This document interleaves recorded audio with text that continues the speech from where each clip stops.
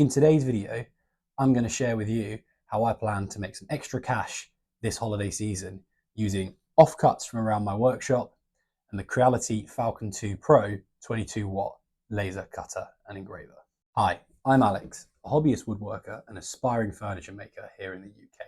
And I don't know about where you live, but here in the UK, we've been going through a cost of living crisis for what seems like forever. Prices keep going up and salaries aren't rising to match them. So I, like most people, have decided to try and make a little extra cash as and where I can. Christmas is coming, and not only do I still want to be able to give my family and friends nice gifts, I also wouldn't mind being able to sell a few of them at craft markets to get a little bit of extra money in my pocket just in time for the holiday season. So I'm going to show you 4 mock-ups of products that I think may sell well this Christmas, or at the very least be nice gifts for my friends and family. Then I'm going to customize them to add that little bit of extra value or personalization using this laser engraver right here. Regular watchers of my channel will know that I got given this laser about a month ago now, and I used it to make all the wedding decorations for my upcoming nuptials in an effort to save some money. I'm happy to say the wedding was a resounding success and the laser was fantastic. Before we get into the builds, I'd like to just tell you a little bit about the laser itself. I'm not going to show you how I set it up. I have already made a video on that, and if you'd like to see that, I'll put the link above me now somewhere so you can check it out. But I will tell you a little bit just about the specifications and features so you can understand what this machine can do. The Creality Falcon 2 Pro 22-watt laser cutter and engraver is an advanced, high-powered laser tool designed for precision and safety. With a fully enclosed frame, it gives you a 360 view of the project you're working on, and the deep red translucent cover protects your eye from the nasty light emitted by the laser, although it also comes with safety glasses if you want to wear those as well. There's a built-in top camera which offers alignment and real-time previews of the projects that you wish to produce, while the intuitive one-click picture output feature streamlines the process for quick, efficient engraving. The device boasts a powerful 22-watt laser module with compatibility for a larger 40-watt module if you want to upgrade to the higher spec model. This gives you incredible cutting and engraving power on a variety of materials, from wood and acrylic to metal-coated surfaces. Plus, it comes with a 1.6-watt laser module for even more precise engraving details. The Falcon 2 Pro also has an integrated air assist system adjusted for optimal airflow during different tasks, ensuring clean cuts and perfect engravings every time. The Falcon 2 Pro includes triple intelligent monitoring, flame and dirt detection, and 5 major safety guarantees with an emergency stop button. Its thoughtful design also features a drawer-style workspace for easy material access and cleanup, as well as an air purification system to keep the air clean and fresh during operation. With its high protection features, powerful performance, and ease of use, the Creality Falcon 2 Pro is a versatile tool perfect for hobbyists and professionals alike. So now that you know what the laser does, let's get into the projects. Everyone loves homeware type stuff at Christmas, and I thought a recipe book stand would be the perfect addition to my mum's kitchen, as she loves to cook. So after going through my offcuts, I found a nice piece of ash, put it through the planer to create 2 nice flat parallel surfaces. I left the piece quite long, about 14 inches, to give me enough flexibility for any planer snipe that may have occurred, and because I hadn't decided how long I wanted the piece to be yet. I drilled a hole where the handle would be on a charcuterie board. I really like the crooked, wonky, rustic style charcuterie boards people make. I decided that that's what I kind of wanted this cookbook stand to look like. And I really like those that are a bit random and haven't got perfectly uniform edges. So I then drew out a rough shape I wanted without any form of template or fancy markings, because I wanted it to have that handcrafted look, and the wonkier, to be honest, the better. I could have cut this out with a bandsaw, but mine's unfortunately inoperable at the moment because I've snapped one of the blades. So it was down to the jigsaw. And what I would say about jigsaw in this art, if you're not very confident with them like I'm not, and you don't think you cut this out smoothly in one piece, as you can see here by the video, I just made small repeated cuts, taking little pieces of waste away constantly until I hit the rough shape I wanted.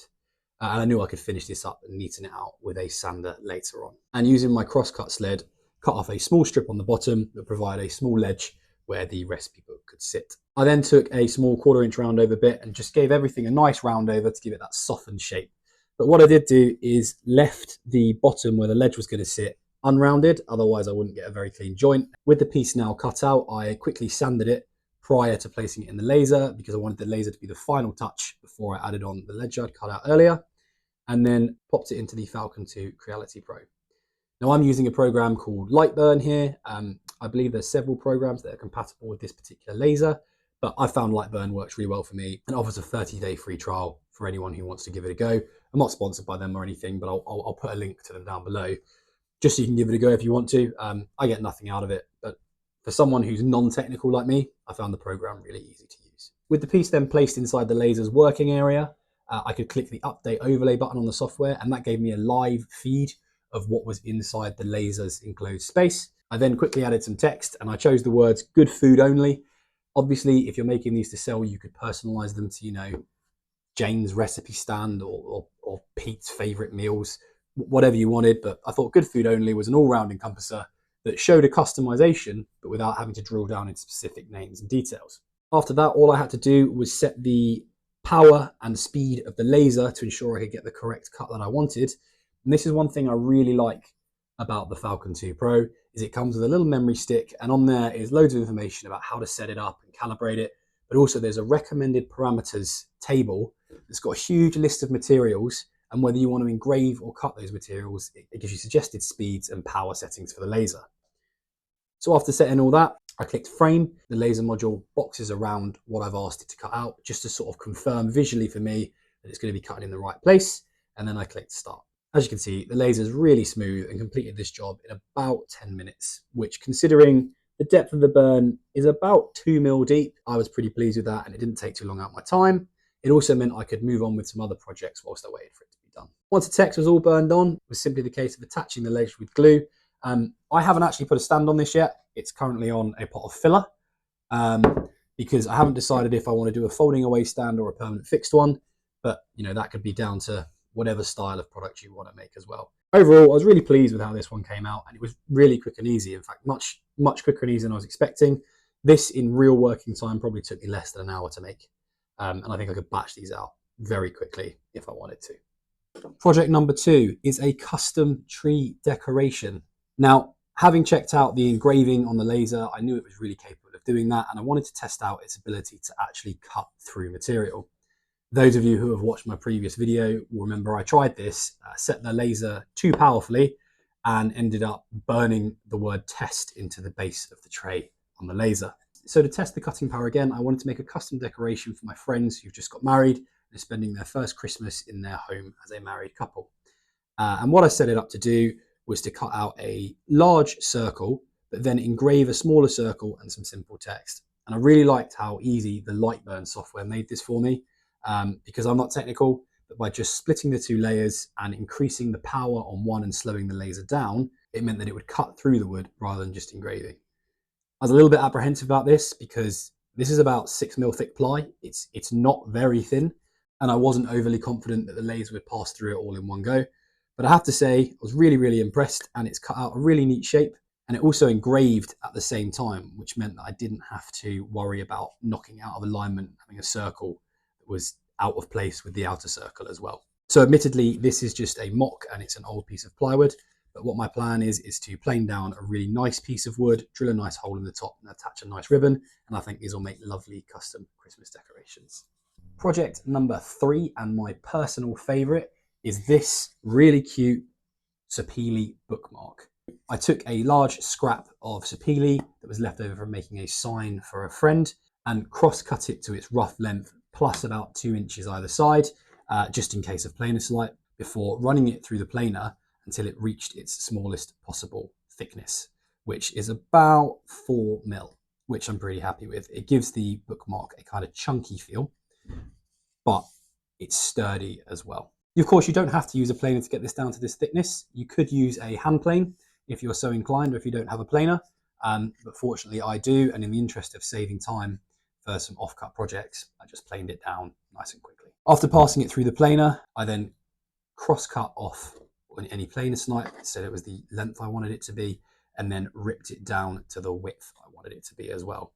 I think in hindsight, if I was to do this again, I would make these blanks before planing it, because with the very thin material, it did feel a little bit like the table saw could throw it back at me at any moment. And it also made it quite difficult to use my push stick to get it through. So if you are going to try and make one of these, I would probably cut your blanks out whilst the wood is still thick and then plane it down after. But after cutting it down to rough size, I then rounded off the corners by hand, because these, although they're thicker than your average bookmark, they felt fragile, and I was worried that using a sander on these would cause the whole thing to snap. But overall, a very quick and simple way of making a bookmark, and I think they come out really neat. After that, I popped it into the laser enclosure and hopped back on Lightburn to update my settings. One thing you can do on the laser when you are setting it up is when you put text on, you can either choose the option of line or fill. What this means, it will just do an outline of your letters, or if you choose the fill option, it will actually burn the entire depth, giving you that full thickness effect. And that's what I went for. Anyone who knows me knows I'm a huge Lord of the Rings fan, so it stands to reason that most of my friends are as well. So I put the quote, "Not all those who wander are lost" on here. I'm going to drill a hole in the end and attach a bit of ribbon, which will leave me with a really nice bookmark. I think these are going to sell really well at craft fairs in like a little basket at the front for like, you know, £5 to £10. Not as individual pieces, but sort of thing someone will pick up when they buy something else. So I'm hoping there'll be a little force multiplier on the Christmas markets. And then finally, project number 4 was just a wine caddy with the term his and hers on it. I made this out of a scrap piece of pine. I think it was furniture board that I had lying around. There are loads of tutorials on how to make these. David Picciuto over at Make Something makes some amazing hardwood ones, but I wanted to see how this did in the softwood, and it came out really well. So I measured it out to be about 14 inches long and 5 inches wide.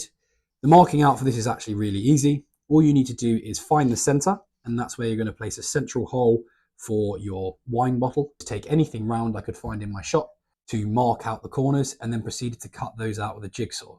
I used a 30mm force and a bit to drill this hole, and I think that seems like a good size. I wouldn't recommend going any smaller, and any larger potentially could wobble on the bottle. So I was really happy with 30mm, but base it off of what you're making. And then I used a smaller force and a bit to drill out 2 holes for where the wine bottles are going to sit. Then I grabbed a jigsaw and ran 2 lines up to those holes to create a channel for the wine glass to sit in, before cutting out the corners as well. After that, I took a 1/4 inch round of a bit and rounded over the whole piece before popping it once more inside the laser and just engraving the basic words his and hers on it. Now, that may seem really, really basic, but I think without the engraving, just using a piece of pine would have been really boring. But I think actually, just by the simple fact of adding in those 2 engraved words, it really elevates the design. And that's where I think something like this comes in super handy. It just helps elevate your design to that next level. So that's it for this week's video. Thank you so much for watching, and thank you to Creality for providing me this amazing laser, which has taken the production in my workshop to a new level.